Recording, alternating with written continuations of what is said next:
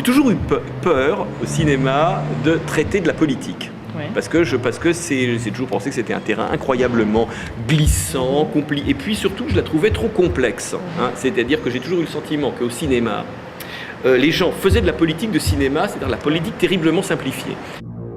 Consider yourself a member of PFLP. Choose a code name for yourself. I already have.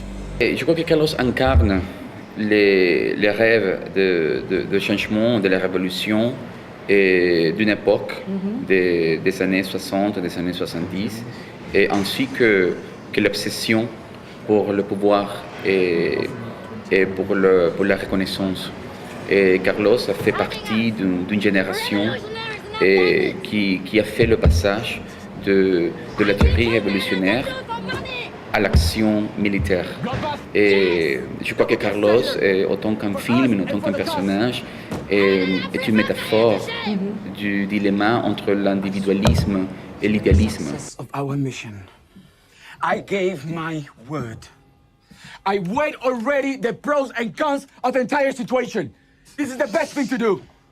The organization needs the money and it needs us alive to continue the fight. The Algerians are going to give us political asylum and also a beat up in the mountains. In 2 weeks, we're going to be back in the front. You fear for your life! I do not!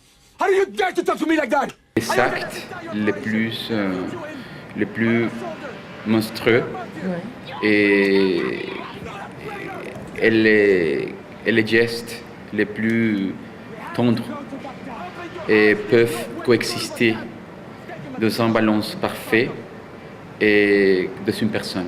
Il y a une personne réelle, en chair et en os, qui s'appelle Illich Ramirez Sanchez, qui est en prison maintenant depuis 20 ans en France.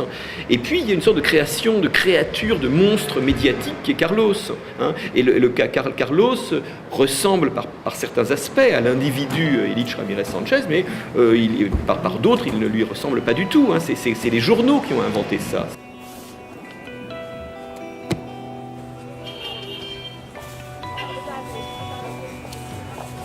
C'est un procès parfois douloureux et fatigant, mais aussi fascinant. C'est pour ça qu'on fait ce métier-là, non? Pour être confronté, non?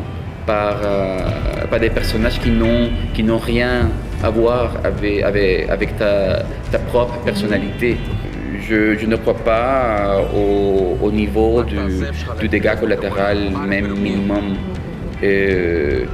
pour défendre une revendication politique ou idéologique. Et le dégât collatéral, pour moi, c'est un euphémisme pour déguiser la dévaluation de la valeur de la vie. Et pour moi, la valeur de la vie est absolue et constante. Donc, et ça, moi j'ai dû me battre avec cette idée et en interprétant Carlos. Comme Carlos, bon, d'une certaine façon, il est pédagogique. Hein, il raconte des choses qu'on ne connaît pas, en essayant de les rendre le plus clair possible, le plus simple possible. Enfin, c'est le même chemin qu'on fait soi-même. Hein. Je veux dire, moi, j'ai appris infiniment de choses en préparant ce film. C'est la possibilité de faire un film, encore une fois, sur l'histoire contemporaine, qui est également un film, alors qui est à sa façon un film d'idées, mais enfin qui est aussi tout autant un film d'action, où je me retrouve à filmer des choses qui sont pas du tout faciles à filmer, comme par exemple la prise d'otage des ministres du pétrole de l'OPEP. Vous vous retrouvez avec 40 personnages qui incarnent des ministres. Le film, il a été passionnant à faire, mais enfin je le referai pas 2 fois.